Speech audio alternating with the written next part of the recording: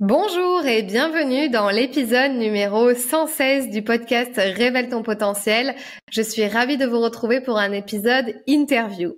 Aujourd'hui, j'ai eu sur le podcast Gilles Durouchou, qui est conférencier et formateur dans la prise de parole en public. En effet, il était temps que j'ai quelqu'un sur la thématique de la prise de parole en public, car comme moi, il donne des formations sur cette thématique-là.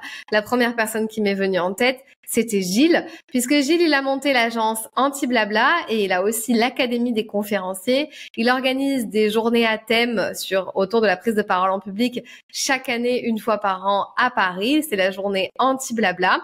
Je n'ai pas pu malheureusement participer, mais on aurait dû se rencontrer par ce biais-là, notamment cette année en 2023. Mais ça sera chose faite en 2024.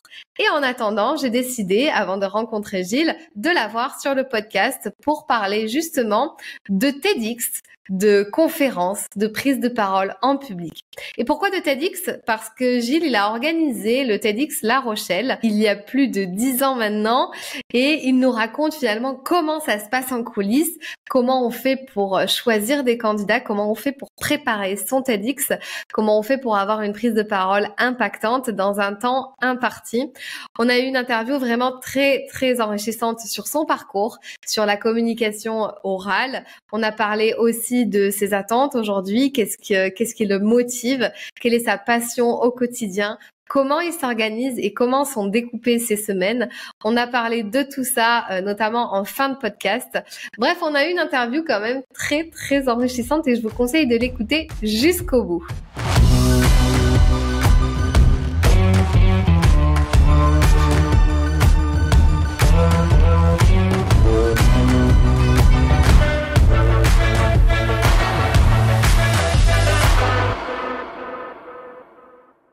Bienvenue sur le podcast Révèle ton potentiel. Je suis ravie de t'avoir aujourd'hui et de t'accueillir ici. Eh ben, écoute, merci. Je suis ravi que tu m'aies fait cette proposition de participer à ton podcast. Écoute, c'est moi c'est un plaisir, voilà. Je me suis dit, en fait, j'ai aussi envie d'avoir des gens qui se rapprochent de ma thématique, un petit peu aussi à moi, qui est la prise de parole en public, bon, et le pitch. Et c'est vrai que je n'ai encore interviewé, je crois, personne sur cette thématique-là. Pourtant, j'ai plus de 114 épisodes à mon actif sur le podcast. Donc, je pense que, écoute, tu es le premier et en tout cas, tu es celui, je pense, auquel on pense directement quand on pense prise de parole en public, en tout cas, dans notre univers à nous. Eh ben, je suis flatté. Ça va? Je t'ai bien flatté? Ouf. Merci. Super.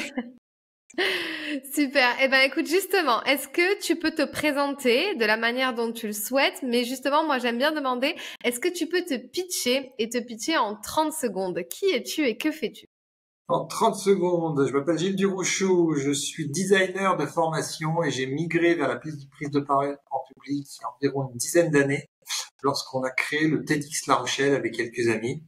Et cette aventure de TEDx qui nous a confrontés à ce besoin de coacher les gens pour qu'ils prennent la parole sur scène. C'est une aventure qui m'a passionné et qui a beaucoup participé à mon évolution professionnelle, puisque c'est suite aux rencontres que j'ai fait au TEDx que j'ai été amené ensuite à coacher des dirigeants et à monter l'agence Anti-Blabla, qui est une agence spécialisée dans la prise de parole en public. Trop bien. Timing presque tenu, tu as un petit peu accéléré vers la fin, c'est ça? Je sais pas, j'ai pas fait attention et je sais pas combien de temps j'ai fait. Bon, alors en fait, je fais semblant à tous mes invités que je les chronomètre, mais je les chronomètre pas. C'est pour justement les forcer à les faire rentrer dans un petit cadre de présentation. Alors, j'ai 3 questions pour apprendre à se connaître un peu plus, qui sont des questions comme ça qui me viennent un petit peu et que j'ai envie d'en savoir un peu plus. Si demain tu étais millionnaire et que tu recevais sur ton compte en banque 10 millions d'euros, qu'est-ce que tu ferais avec? Comment tu répartirais cet argent? C'est marrant parce que c'est une question que je me suis souvent posée. Alors, je ne joue pas au loto, donc il y a assez peu de chances que ça m'arrive. Je ne sais pas si je le ferai, mais quand j'y pense ou quand je discute avec des amis, je me dis souvent que si ça m'arrivait, je redistribuerais tout à des associations, à des organisations. Voilà. Alors c'est facile à dire quand on n'a pas l'argent, c'est facile à dire quand on a. Mais l'idée est la suivante, c'est que je crois pas que recevoir 10 millions d'euros comme ça du jour au lendemain me rende heureux. Je pense que ça va être un bouleversement dans ma vie, ça va changer mes modes de consommation, mes centres d'intérêt peut-être, et donc j'ai du mal à croire que ça n'influencera pas mes relations personnelles. Et ça, je veux pas. Je veux pas prendre ce risque-là. J'espère avoir la tête suffisamment froide pour me dire que je n'ai pas besoin de ça pour être plus heureux dans ma vie. Et donc, je vais le partager avec ceux qui en ont besoin. Voilà. Mais c'est facile à dire. Oui, mais en tout cas, ça serait le projet comme ça sur le papier. Dis-moi, est-ce que tu as eu des mentors ou des personnes qui t'ont inspiré ou que tu as toujours au quotidien, mais plutôt quand tu as commencé ton début, quand tu t'es lancé comme ça dans le grand bain un peu de je me lance à mon compte et on verra bien. Est-ce qu'il y a des gens qui t'ont influencé ou des mentors qui t'ont un peu inspiré comme ça au début? Alors, sur l'aventure entrepreneuriale, pas tellement, parce que donc moi j'ai 53 ans aujourd'hui, j'ai été un entrepreneur très jeune. Quand j'ai eu fini mes études, j'ai travaillé 1 an et demi pour une boîte, ou 2 ans. J'ai travaillé 1 an et demi pour une boîte, 6 mois pour une autre, et ensuite j'ai créé ma première boîte. À l'époque, c'était un peu, c'était pas facile pour moi parce qu'en fait, j'ai pas du tout été élevé moi dans cet esprit-là. J'ai des parents qui sont pas du tout entrepreneurs et qui étaient même plutôt inquiets par l'évolution du monde, puisque mes parents sont nés dans les années 40, ils ont grandi avec les 30 glorieuses, ils ont eu du travail et puis ils ont vu toute la dégringolade économique des années 80, 90, etc. Et donc la montée en puissance du chômage et tout. Donc ils avaient plutôt tendance à nous pousser, mes frères et sœurs, à quelque chose, vers quelque chose de stable. D'ailleurs, quand j'ai démissionné de mon premier emploi au bout d'1 an et demi, parce que en fait, j'étais pas bien, c'est tout. J'avais fait le tour de la question et que ça m'intéressait plus. C'est une toute petite boîte dans laquelle j'étais rentré avec un niveau de responsabilité qui était plutôt à potentiel, on va dire.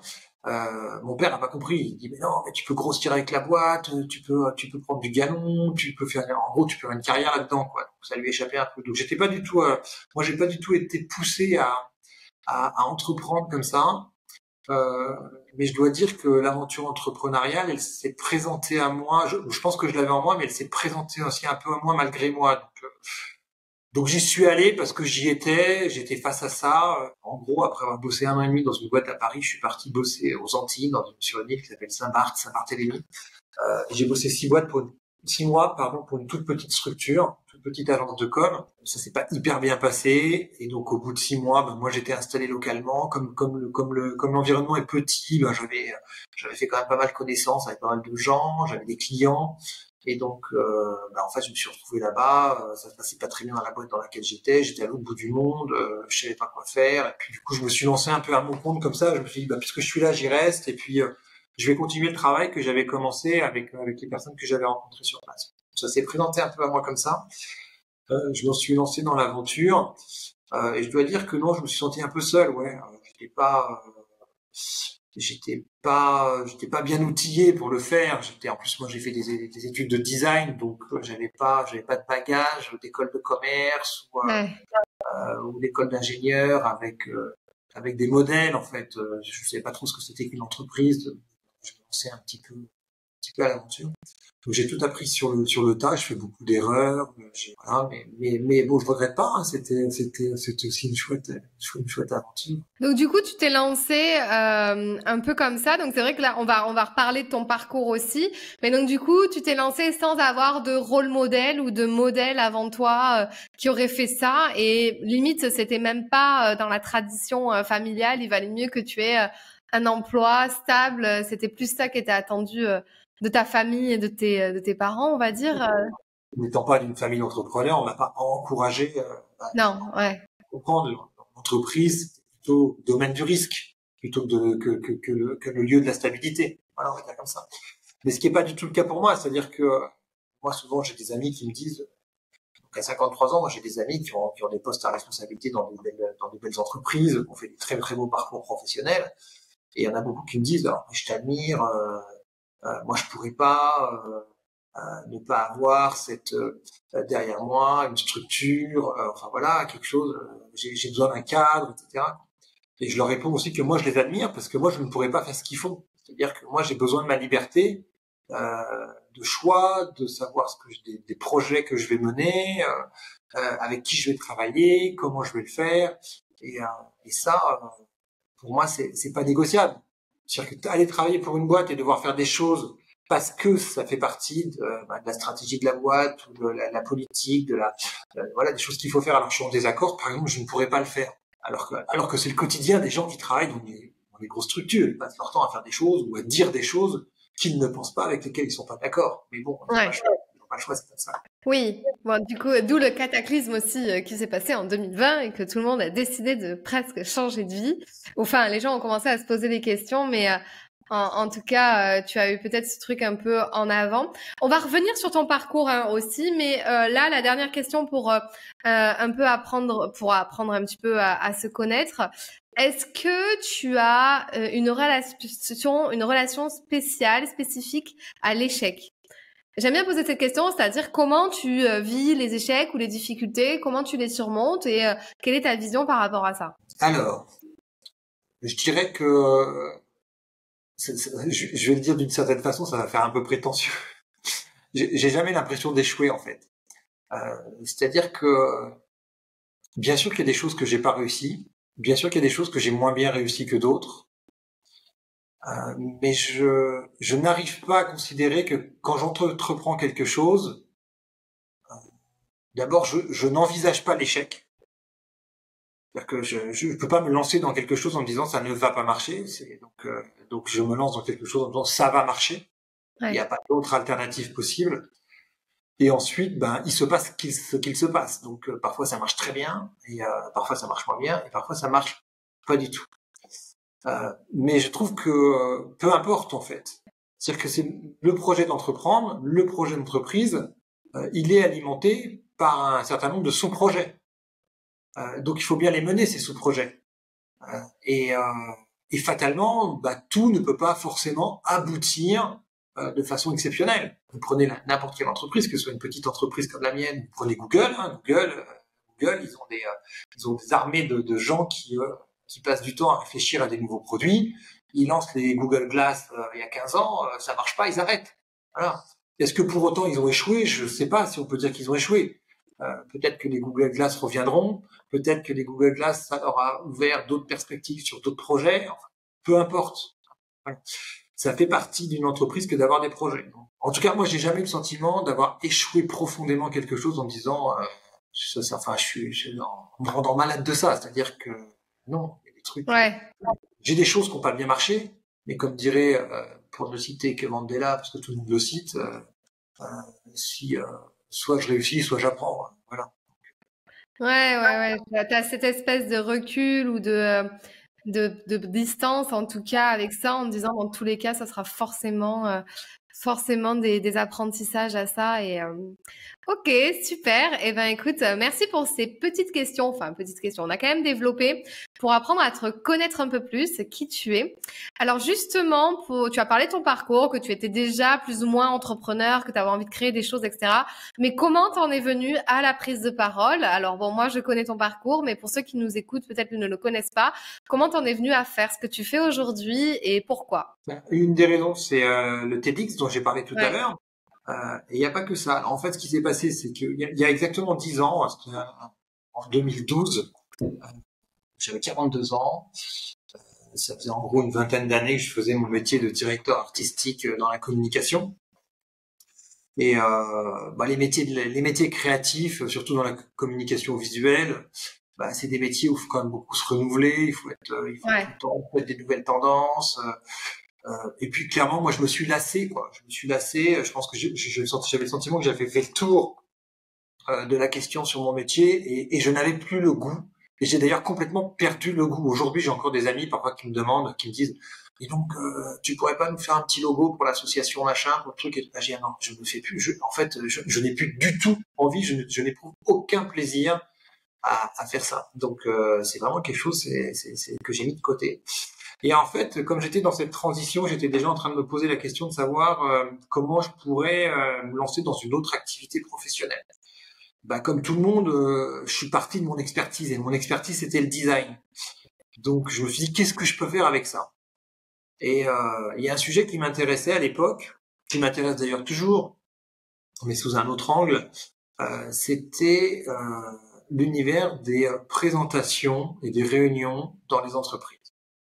Et quand j'allais chez des clients et que je voyais qu'on était capable de passer des heures autour d'une table à s'ennuyer fermement avec des consultants qui nous faisaient des présentations absolument insupportables, je me disais mais c'est pas possible quoi. Il y a sûrement moyen de transmettre les b.a.-ba du design pour qu'on ait au moins des visuels, des choses un peu sympas qui nous interpellent et qui nous réveillent un peu pendant ces réunions.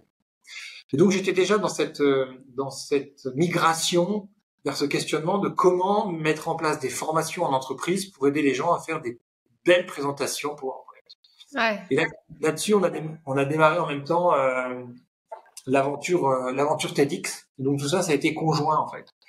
Et donc ça s'est un peu chevauché. Moi j'étais déjà dans un cheminement personnel. TEDx est arrivé là-dessus.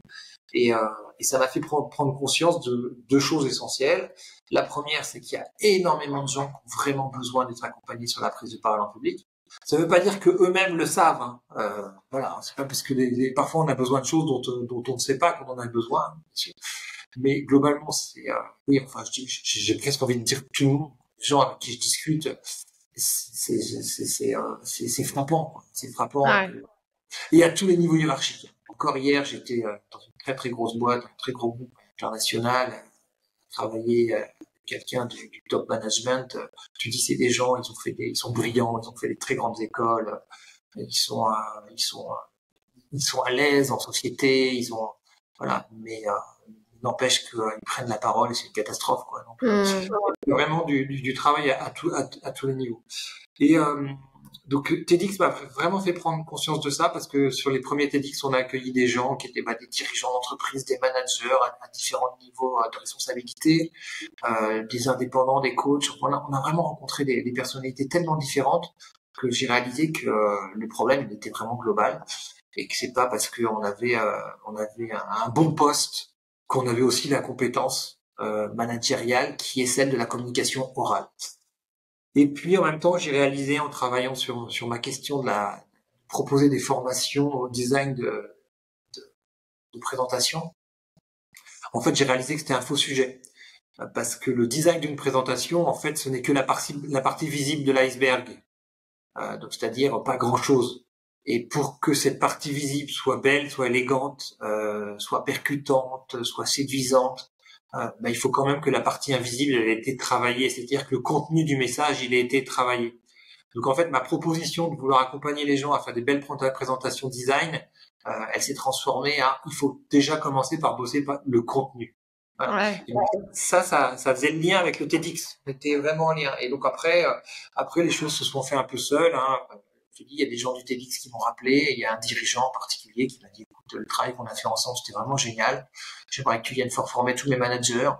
Il y a un type qui bossait chez Saint-Gobain qui m'a dit, écoute, vraiment, je vais te mettre en relation avec quelques directeurs de service parce que ça pourrait les aider.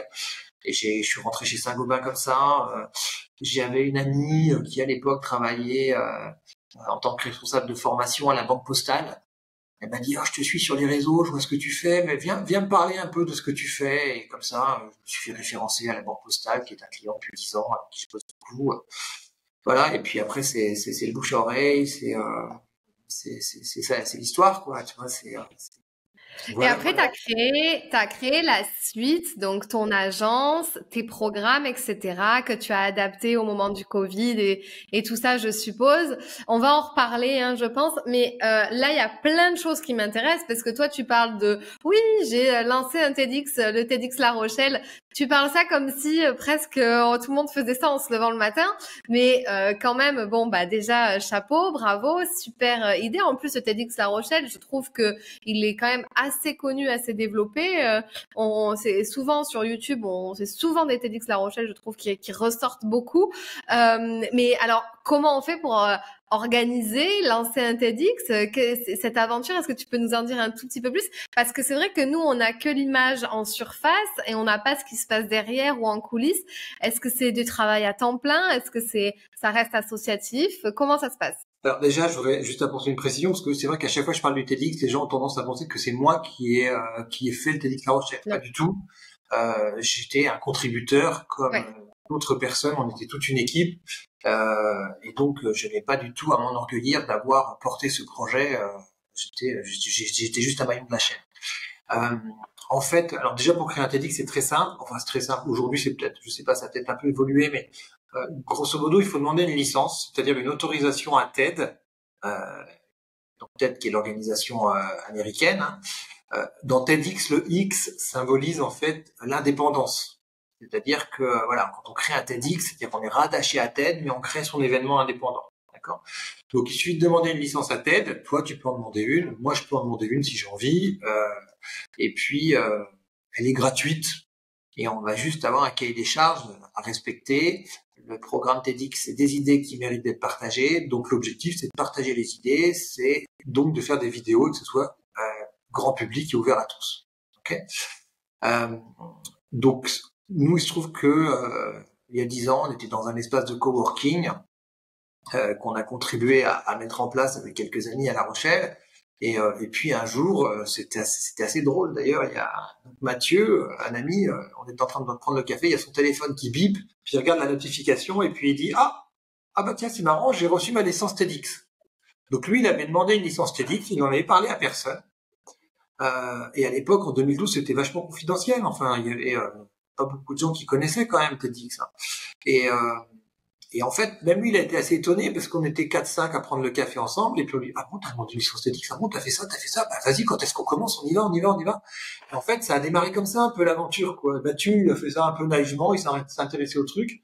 Et puis finalement, on a démarré, on était 4-5, et puis on a étoffé l'équipe, voilà, et on s'est lancé là-dedans. Et après, c'est pas très compliqué, hein, c'est juste organiser un événement, il faut trouver une salle, des speakers, et puis il y a un peu de logistique, un peu de restauration, un peu de communication.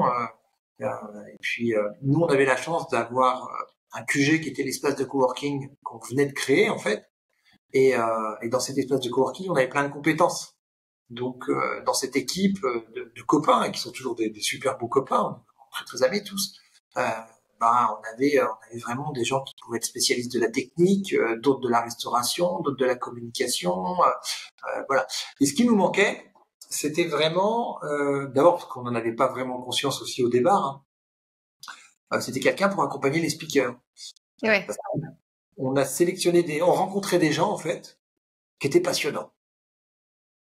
Et on discutait avec eux pendant des heures, et ils nous racontaient leurs projets, et ce qu'ils faisaient, et pourquoi ils le faisaient, etc. Et nous, on buvait leurs paroles. C'était génial. Sauf qu'on leur donnait 10 minutes et un micro, et là, il n'y avait plus personne. Donc, on s'est dit, mais comment est-ce qu'on va faire pour faire en sorte que ces gens qui sont passionnants dans une conversation, comment est-ce qu'on va les rendre passionnants sur scène? Et c'est là que moi, en fait, ça a été un peu un déclic. En fait, ça m'a intéressé, ça m'a passionné de répondre à cette question. Et en fait, donc j'ai commencé à lire des bouquins sur la prise de parole. J'ai regardé des vidéos, j'ai pris tout ce que j'ai trouvé, je me suis intéressé, j'ai dit mais comment est-ce qu'on fait pour voilà, et puis j'y suis allé quoi. Et en fait, j'ai développé un peu une pédagogie grâce au TEDx parce qu'il fallait y aller, il fallait le faire et que ça m'intéressait, donc je me suis lancé là-dedans et voilà, et j'ai commencé, donc j'ai proposé à l'équipe, je leur ai dit écoutez, moi ce que je vous propose qu'on fasse, c'est que nos speakers là, on les invite en séminaire à La Rochelle. Ils viennent passer 2 jours de séminaire, on fait ça sur un week-end, samedi, dimanche, on les accueille le vendredi soir. Voilà. Et pendant 2 jours, on leur fait un séminaire sur comment préparer un TEDx, on les coach, on travaille avec eux, on leur donne de la méthodologie, voilà. Et puis, on a fait ça une fois, on a fait ça, ça s'est hyper bien passé, les gens ont adoré, ils nous ont fait des feedbacks absolument extraordinaires. Et en fait, c'était tellement génial qu'ensuite on a même rendu ça obligatoire dans notre process. Ouais. Et d'ailleurs, il y a des gens qui n'ont pas fait le TEDx La Rochelle, parce que moi, je me souviens avoir eu des gens au téléphone que j'aurais adoré avoir au TEDx La Rochelle. Mais je leur disais que on les invite, on n'allait pas les forcer bien sûr, mais on leur recommandait fortement de participer au séminaire de coaching qu'on mettait en place. Et je me souviens, il y en a, ils l'ont pris hyper mal, quoi, parce que ils considéraient qu'ils étaient assez suffisamment bons conférenciers ou conférencières, et que Ouais. je me souviens une fois, en particulier, une personne d'avoir un peu vexé, quoi. Donc ça avait coupé court à la conversation. Bon, j'avais peut-être pas été très habile et très adroit dans la façon de présenter les choses aussi, quoi. Voilà. Mais du coup, c'est un peu devenu une marque de fabrique chez nous que de faire ça. Et Trop puis, bien. au fil des années, bah, tu vois, moi, en faisant ça, j'ai un peu amélioré la technique. Je travaillais dans l'équipe, on avait un copain comédien aussi. On s'est mis à bosser ensemble, après, bah, préparer des choses ensemble. Enfin, et, petit à petit, on affine, quoi. Ok. Et alors, du coup, parce que ça, t'as fait ça quelques années, donc ça, c'était le premier TEDx, mais après, je suppose que vous avez reçu de plus en plus de candidatures. Comment vous faisiez pour choisir les speakers et, enfin, faire, je sais pas, vous intéresser à quoi par rapport à la thématique de l'année? Comment vous faisiez, en fait? Ouais, au début, on avait fait un système où on ouvrait, en fait, des candidatures et tout le monde pouvait candidater. Et en fait, Ouais. dès la première année, je crois de mémoire, on avait 99 candidats. Ah ouais. Et en fait, ça a été extrêmement compliqué et chronophage à gérer parce que pour être juste dans la sélection, euh, on s'était dit que bah, il y avait un comité. Alors, je sais plus exactement les détails, mais en gros, il devait y avoir un petit comité qui étudiait chaque candidature. Ok.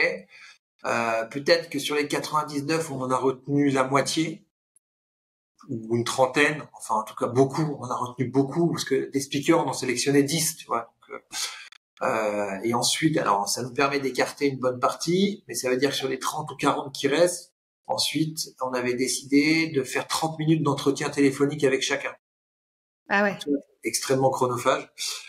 Donc l'année d'après, on a changé notre façon de faire et on a décidé que c'était les membres de l'équipe qui allaient eux-mêmes proposer et soutenir un candidat. Donc par exemple, quelqu'un qui voit une vidéo sur YouTube, il dit ah, elle est vachement intéressante cette personne, ben, il la contacte, il lui dit ça vous intéresserait de participer au TEDx, etc. Quelqu'un qui lit un bouquin, ah vachement intéressant, je vais appeler l'auteur, voilà. Et donc c'était vraiment les membres de l'équipe qui proposaient des candidats. Donc déjà on en avait beaucoup moins, on avait plutôt 20 ou 25 candidats. Euh, et sur ces 25 candidats, on savait déjà qu'ils étaient de qualité parce qu'on avait un membre de l'équipe qui avait déjà, en fait, qui avait une appétence pour ce sujet-là et pour cette personne-là, donc on pouvait lui faire confiance. Et ensuite, bah, on faisait une réunion assez festive où chaque membre de l'équipe venait en fait présenter et soutenir ses candidats. Alors souvent, on demandait aux candidats d'avoir fait une vidéo qu'on pouvait présenter à l'ensemble de l'équipe. Voilà. Et puis on venait argumenter en disant, bah voilà, moi je propose la candidature de Pascal parce que Pascal il a fait ci, il a fait ça, que j'ai beaucoup aimé dans son approche, c'est ceci, c'est cela, etc. Et je pense que ça colle tout à fait avec le thème qu'on a mis en place cette année. Voilà. Et ensuite, on a un système de vote et on pouvait voter pour tous les candidats et dans notre système de vote, et ben c'était fait en sorte qu'à un moment donné, ben, il y avait des candidatures qui sortaient du lot et puis on gardait ben, les 10 candidatures qui étaient au-dessus du lot, quoi. C'est trop bien, c'est trop drôle d'avoir fait ça, c'est une bonne idée, trop chouette. Mais alors j'ai une question parce que tu disais qu'après, bon, vous aviez préparé ces candidats à prendre la parole et à faire le TEDx.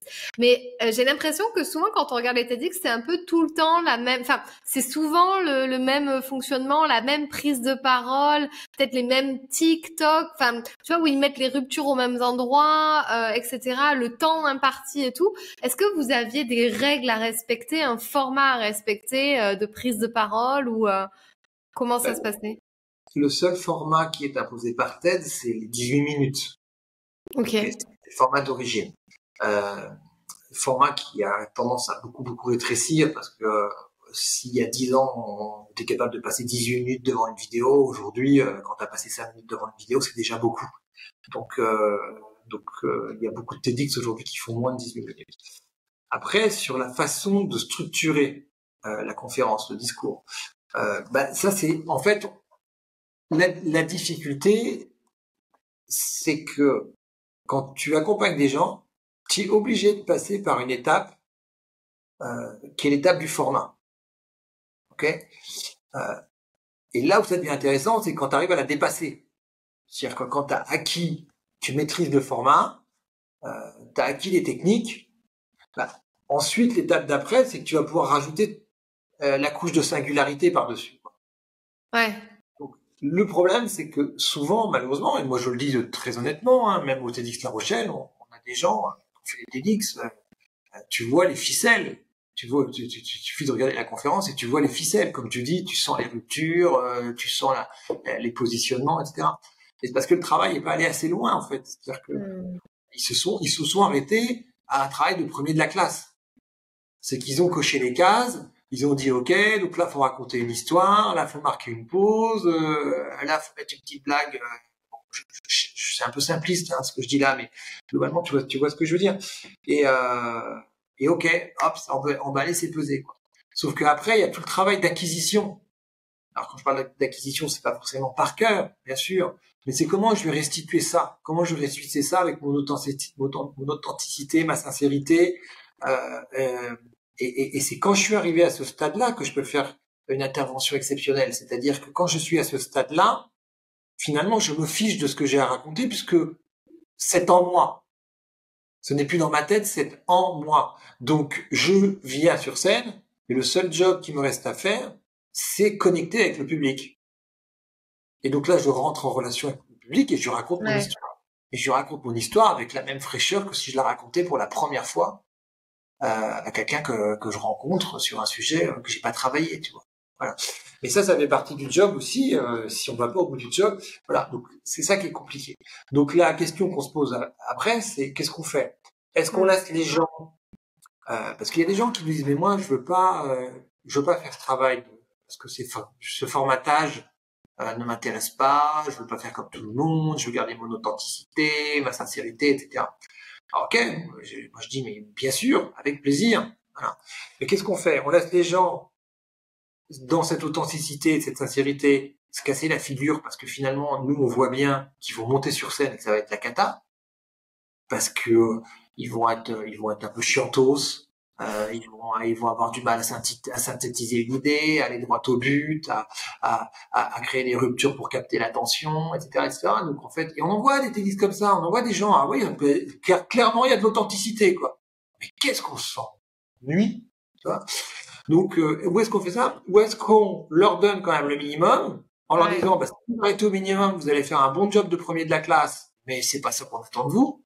Voilà. Mais ce sera toujours plus intéressant que si vous y allez un peu comme ça, from scratch, comme on dit, et puis il vient ce qui vient. Ok. Donc toute la difficulté, c'est vraiment ça. Et je peux t'assurer que moi j'ai vu des gens bosser sur des discours, mais faire des trucs, mais vraiment super, avoir des structures de discours. Mais je dis, mais avec ça, tu vas faire un TEDx qui déménage, quoi. Et dire, ah ouais, non mais moi il y a un truc, c'est sûr, j'apprends pas par cœur.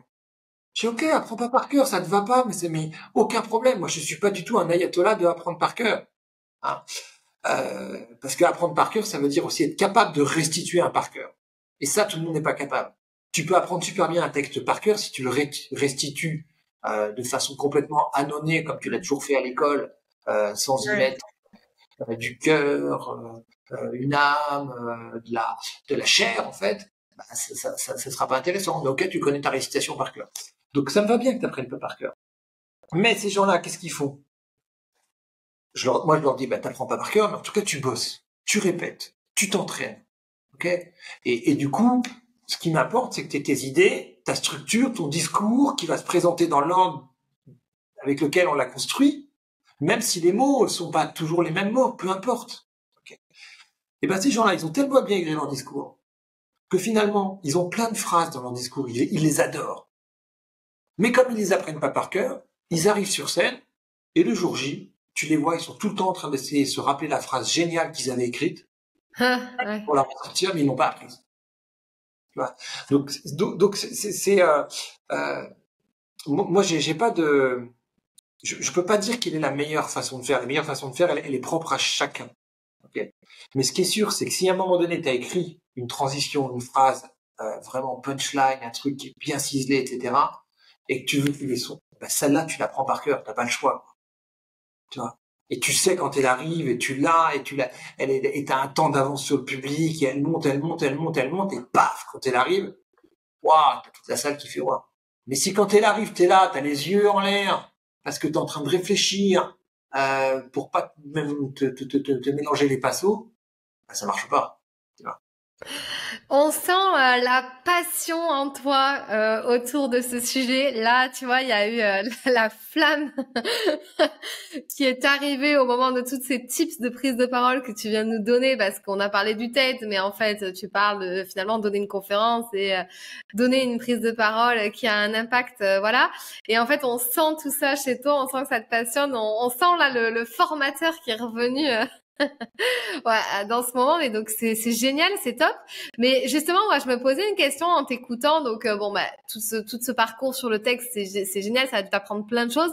Mais toi, au début, alors déjà, est-ce que tu avais donné déjà des conférences? Comment ça s'était passé au début, toi? Parce que bah forcément, tu arrives sur cette thématique. Même si tu t'es renseigné, est-ce que toi-même t'arrivais à vaincre toutes ces, je sais pas, les peurs ou les appréhensions que tu aurais pu avoir, à faire des bonnes prises de parole comme tu voulais au début? Et est-ce qu'il y a eu un sentiment, ça c'est ma deuxième question, mais est-ce qu'il y a eu un sentiment de légitimité, de manque de légitimité dans ton parcours pour toi justement coacher les autres à le faire sur le TED? Alors, bah, moi au début, les prises de parole que je faisais, c'était des prises de parole que beaucoup de gens font. Mes premières prises de parole, ça a été présenter des projets en réunion, donc devant des petits auditoires, 5, 10, peut-être 15, 20 personnes maximum. Voilà. Et puis après, moi, à titre personnel, moi je me suis beaucoup investi dans une organisation qui s'appelle la Jeune Chambre économique. Et j'ai été président de la Jeune Chambre économique de La Rochelle en 2010 ou 2011, je sais plus. Et j'ai à ce titre été amené à faire des prises de parole devant des publics un peu plus larges, parce que il y a un congrès, une convention par an où il y a jusqu'à 1 500 personnes. Donc j'avais déjà été amené à faire des petites prises de parole en fait devant des publics comme ça. Alors curieusement, j'étais plutôt à l'aise. Mais parce que je pense que j'avais pas d'enjeu quand j'allais faire ces prises de parole. Et la seule chose qui m'animait, c'était de me marrer, quoi, en fait. Donc je savais que j'avais un message. Et enfin, quand je dis il n'y avait pas d'enjeu, si j'en avais, c'est-à-dire que j'ai fait des prises de parole devant 1500 personnes à la Jeune Chambre pour vendre un congrès qu'on organisait à La Rochelle. Ouais. Le congrès, ça coûte beaucoup d'argent. On a plusieurs dizaines, voire centaines de milliers d'euros, donc il faut que les gens viennent, quoi. Donc voilà. Mais ça me faisait marrer en fait. Je sais pas, j'ai pas souvenir avoir été traqueux de ça. Alors qu'aujourd'hui, je suis vachement traqueux.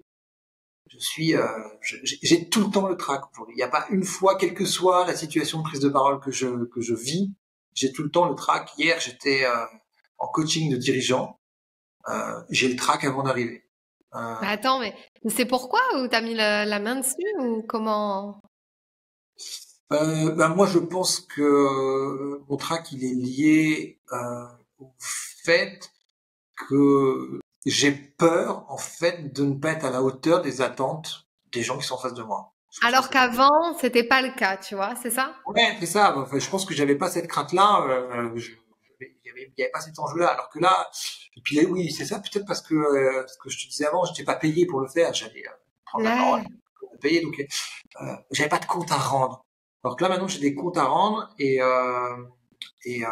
et donc oui, voilà, c'est quelque chose qui me rend un peu traqueux de me dire, ok. Et d'ailleurs, c'est une question que je pose toujours à mes clients, que ce soit dans le coaching individuel ou dans une conférence devant 1500 personnes. Je leur pose toujours la question, est-ce que la mission a été remplie? Est-ce que j'ai répondu à vos attentes? Est-ce que c'est ça que vous veniez chercher? Voilà, je leur fais valider qu'on a bien fait le job, parce que c'est vraiment important pour moi. Alors, dans 99,9% des cas, il coche oui. Ouais. Le 0, qui reste, c'est jamais non non plus.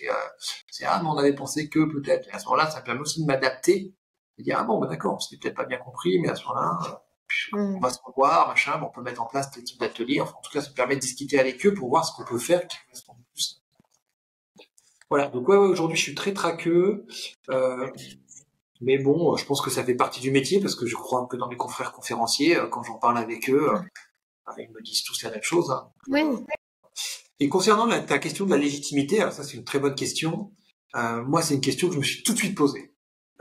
Quand on a commencé, donc moi, mes premiers accompagnements, c'était avec le TEDx. Et tout de suite, je me suis dit, donc, il y a des gens qui viennent, ils vont parler devant plusieurs centaines de personnes. On les accompagne là-dessus. En l'occurrence, c'est moi qui avais pris le lead sur ces formations-là. Franchement, c'est quand même bullshit, quoi. Eux, ils vont le faire, toi tu l'as pas fait, quoi, tu vois. Donc ça a été une vraie question. Et alors j'avais donc dans l'esprit de me mettre à faire des conférences. Et le hasard a fait, encore, comme je te disais au début, le TEDx, dès le premier TEDx, il y a des gens qui m'ont rappelé pour monter des projets ensemble. Ouais. Il y avait notamment Ludovic Leroux. Je sais pas si tu connais Ludovic. Oui, je connais très bien Ludovic. D'ailleurs, je l'ai interviewé sur le podcast. Je vous mettrai le lien de l'épisode dans les commentaires. Mais en effet, j'ai interviewé Ludovic, pleine confiance, spécialiste de la théorie polyvagale. Donc, du coup, qu'est-ce qui s'est passé avec Ludo? Et ben donc Ludovic, il était là sur le premier TEDx, on a travaillé ensemble, je l'ai coaché, et après cette expérience, il m'a rappelé parce qu'il voulait faire une conférence dans le milieu du golf, et donc je l'ai coaché sur cette conférence dans le milieu du golf, et puis on est devenus copains. Puis un jour, il me dit j'aimerais bien organiser un événement à Poitiers, je voudrais que tu sois mon invité. En gros, il savait pas ce qu'il voulait faire, hein. Il y allait, je te disais tout à l'heure, les projets d'entreprise, parfois tu fais des trucs, tu sais pas trop ce que c'est, ce que ça va donner. Et en fait, je lui ai dit, écoute, moi, tu veux que je sois ton invité, d'accord, monte ton projet, et puis tu m'en diras plus quand on saura plus, quoi. Et en fait, il savait pas ce qu'il voulait faire. Et en fait, ce qui s'est passé, c'est qu'on a coécrit ensemble une conférence qui s'appelle Oser être remarquable. Et on a fait ensemble cette conférence à Poitiers. On a lancé l'événement. Et en fait, si tu veux, moi, j'avais donc cette idée d'aller faire des conférences pour me sentir plus légitime, et puis surtout pour savoir ce que c'est d'avoir en face de toi l'énergie de plusieurs centaines de personnes. Tu vois, comment tu veux coacher des gens qui vont faire un TEDx si toi-même tu l'as pas ressenti, ça, tu vois. C'est clair. Moi, ça me gênait. Après, je veux pas. Il y a des très très bons coachs qui l'ont pas fait et qui savent transmettre des choses. Et tu vois, moi, je prends souvent cet exemple. Ma femme, elle est prof de français en lycée, donc c'est une littéraire. Elle transmet beaucoup de choses sur la littérature. Pour autant, elle n'a pas écrit un prix Goncourt. Tu vois, ça la rend pas illégitime pour le faire. Donc, ça veut pas dire qu'on est illégitime pour faire les choses, même si on les a pas vécues. Ouais. Moi, je veux pas du tout. Franchement, je suis sûr qu'il y a des gens qui sont très très bons, même s'ils ne donnent pas de conférence. Mais moi, j'en avais besoin. Moi, j'avais besoin de ça. Hein. Donc, c'est très personnel aussi. Hein. La légitimité, je pense que c'est quelque chose qui est très très personnel. Il y a une petite vidéo sur YouTube d'Edouard Baird que je trouve absolument géniale. Je crois que ça doit être en ouverture d'une cérémonie, peut-être des Molières ou de Cannes, enfin je sais plus, etc. Et à un moment donné, il parle de la légitimité. Et il dit, mais la légitimité, on l'apprend. On n'attend pas qu'on nous la donne, on l'apprend. Et je trouve ça génial, en fait. Il y a un peu de ça aussi. Ouais. Voilà. Donc après, oui, faut pas être un imposteur, un usurpateur, un escroc. Non, il faut rester dans les règles déontologiques qui soient correctes, bien sûr. Et malheureusement, il y en a qui sont déviants et c'est dommage. Mais voilà, on peut être très bon dans un domaine sans forcément. Voilà, on peut être un très bon coach sportif sans avoir gagné une compétition internationale non plus. Ah bah c'est clair. D'ailleurs, on est meilleur coach entraîneur que compétiteur. Enfin, je veux dire, les meilleurs coachs entraîneurs qu'on a aujourd'hui sont pas ceux qui ont gagné des coupes avant. Hein. On est, parce qu'avec tous nos outils que l'on a, avec la prépa mentale et tout, il vaut mieux être un meilleur accompagnateur. Mais en effet, je te rejoins complètement sur le fait que ben moi aussi j'ai envie de vraiment me sentir pas pleinement légitime, mais d'avoir quand même cette sensation de vivre ce que vivent mes clients. Donc là, tu vois, je vais être à ma 3e conférence de l'année à plus de 200 personnes sur ces thématiques-là que je fais aujourd'hui. Donc je suis super contente et tu vois, c'est un challenge. Et comme tu dis, le track, on l'a toujours. Enfin, c'est pas parce que nous, on est des spécialistes de ça qu'on n'a pas le track. Moi, je suis dans tous mes états 5 minutes avant de passer. Je vais 3 fois aux toilettes. Et puis quand j'y suis, bon, je suis chez moi. Je suis dans mon élément sur la scène. Mais il y a tout ce moment-là avant, en fait. Et je pense que ce qui est normal. L'inverse serait plutôt anormal. Se dire, on n'a même pas le track, ça nous fait plus rien. Limite, la passion n'y serait plus, quoi. ça voudrait dire qu'on s'en foutrait un peu et qu'on sait même pas pourquoi on est là. Et justement, là, en parlant de passion, maintenant, toi, ça fait 10 ans et j'ai l'impression que tu gardes quand même cette même flamme. Comment tu fais? Est-ce que c'est parce que tu as une vision à long terme de ton entreprise ou de toi, ou c'est vraiment un truc qui s'explique pas? C'est, t'as un peu trouvé ton ikigai, comme on dit, tu vois, ta mission de vie, c'est ce truc-là, ou tu te dis, bah, peut-être que je rechangerai dans 2, 3, 5 ans, 10 ans, je ferai autre chose, ou tu dois faire ça tout le temps? Ouais, c'est une bonne question. Alors oui, je pense que je suis encore vachement animé. En fait, quand je suis tombé il y a 10 ans, cette marmite-là, moi j'ai trouvé ça absolument génial de faire ce job, d'aider les gens à se révéler à eux-mêmes, en fait. C'est-à-dire que c'est souvent quand un client vient me voir, une entreprise vient me voir, pour que je fasse un plan de formation sur de la prise de parole en public, la demande elle est très technique. J'y réponds de façon technique parce que c'est ce qui est attendu. Et petit à petit, je glisse sur l'aspect développement personnel parce que c'est quand même essentiellement ça, la prise de parole en public. Et moi, quand on me dit ah oui, non, mais il faudra leur faire des exercices sur comment mettre les mains, où poser le regard, etc. Bla bla bla bla. Moi, personnellement, alors évidemment, c'est important quand on prend la parole en public d'avoir une gestuelle, d'avoir un regard franc, de sourire. Enfin, il y a tout un tas de choses qui sont importantes. Mais franchement, on peut bosser des heures sur cette technique-là, ça changera à rien. Mais absolument rien, j'y crois pas une seconde. Parce que tout ça, c'est complètement inconscient, c'est du langage non verbal, ce qu'on appelle le langage non verbal. Et le langage non verbal, le propre du langage non verbal, c'est d'être inconscient. C'est-à-dire que je ne maîtrise pas, je ne suis pas en train de réfléchir à la façon dont je vais mettre ma main à l'instant où je te parle, à la façon dont je te regarde, à la façon dont je suis présent à toi. Je le suis parce que je suis dans un état qui me permet de l'être. Ok? Et cet état-là, eh ben, c'est du développement personnel. C'est-à-dire que j'ai bossé mon sujet, je sais de quoi je veux parler, j'ai des convictions, ça fait sens pour moi, et quand je m'adresse à toi, eh ben, j'ai envie de te transmettre quelque chose, quoi. J'ai de la passion, je suis animé par quelque chose. Et donc, mon langage non verbal va suivre. Donc, évidemment, mes clients, je leur réponds un peu sur la partie technique, comme ça, ils sont contents. Et puis après, moi, je m'arrange pour faire du développement personnel parce que je sais que de toute façon, c'est ça qui va produire des résultats. Et donc, c'est ce que j'ai reçu, moi, en feedback sur les premiers TEDx que j'ai fait. Quand tu as un dirigeant qui vient te voir, moi, j'ai un dirigeant, il vient me voir, il dirige une entreprise de 300 personnes. Il me dit, mais Gilles, j'ai payé des armées de consultants pour m'aider à bosser sur la stratégie de mon entreprise, tu vois. Il n'y en a pas un qui m'a accompagné comme tu l'as fait. Oui. Parce que il fait un accompagnement à la prise de parole en public, ça se transforme en un accompagnement sur un positionnement stratégique d'une entreprise. Voilà. Donc on voit bien que travailler sa prise de parole, ça ouvre des champs absolument fabuleux en termes de développement personnel, en termes de développement professionnel, etc. Ça va bien au-delà que simplement la technique. Et ça, moi, je dois dire que c'est une énorme satisfaction, quoi.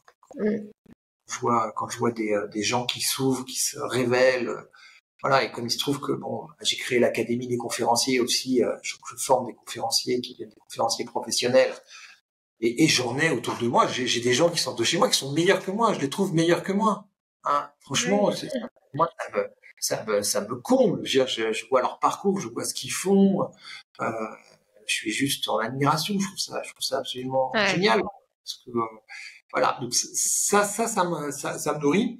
Et puis après, je pense qu'il y a un truc qui fait que je me lasse pas, c'est que, comme je viens de te le dire, j'ai un projet qui s'appelle l'Académie des conférenciers.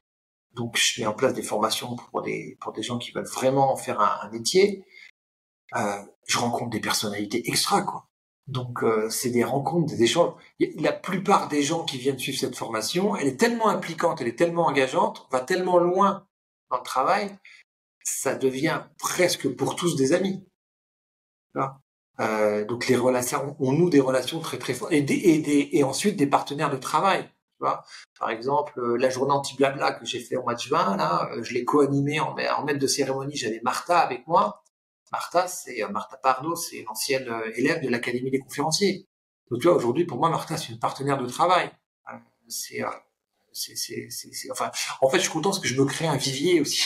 Avec ces formations, je me crée un vivier de gens avec qui je peux travailler et ça, c'est assez chouette.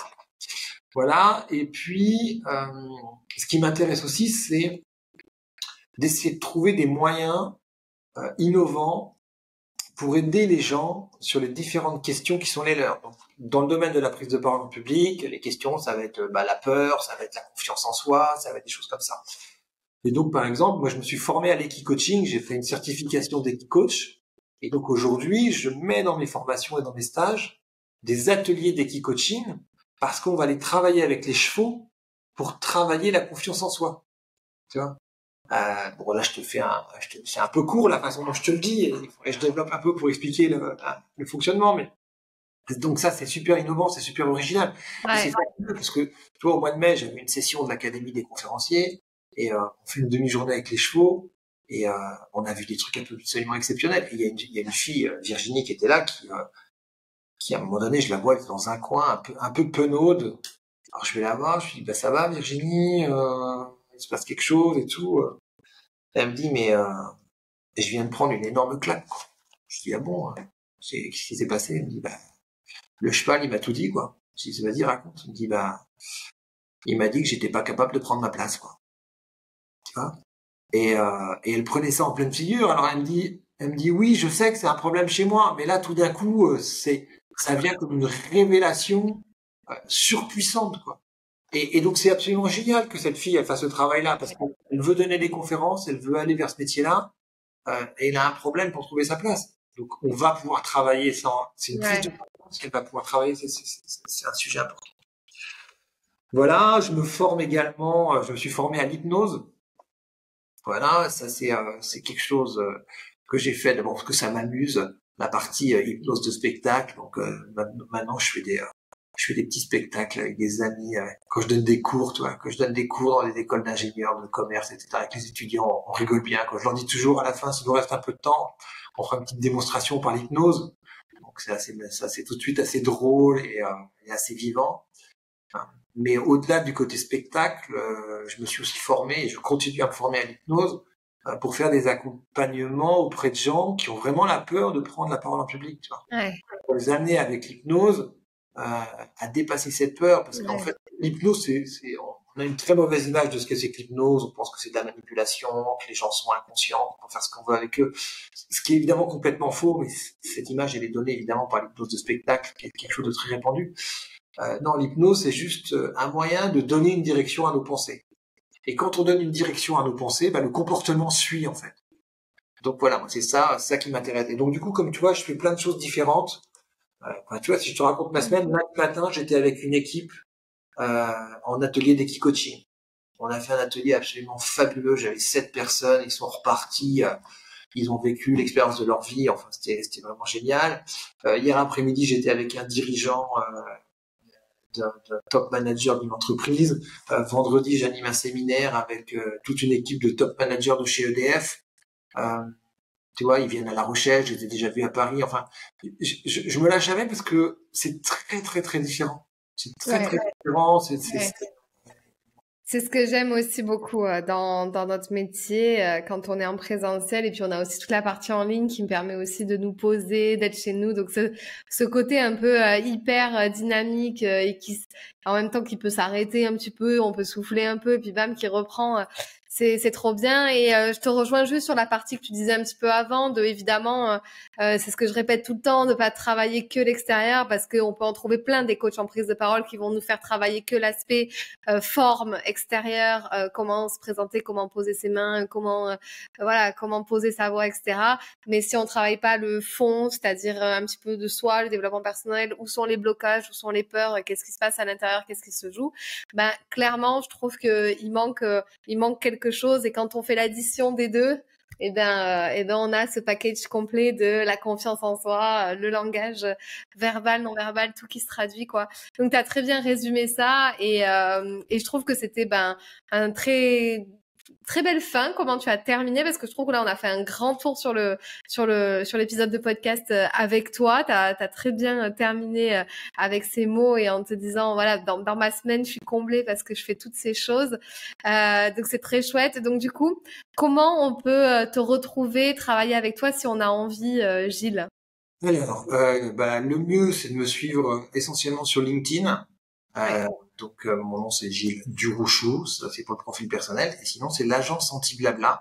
Ça c'est le nom de l'entreprise. Donc, il y a une page professionnelle avec l'agence Anti-Blabla. On a aussi un Instagram, et puis on va lancer un TikTok bientôt, mais déjà c'est bien. LinkedIn c'est quand même le réseau principal. Ouais.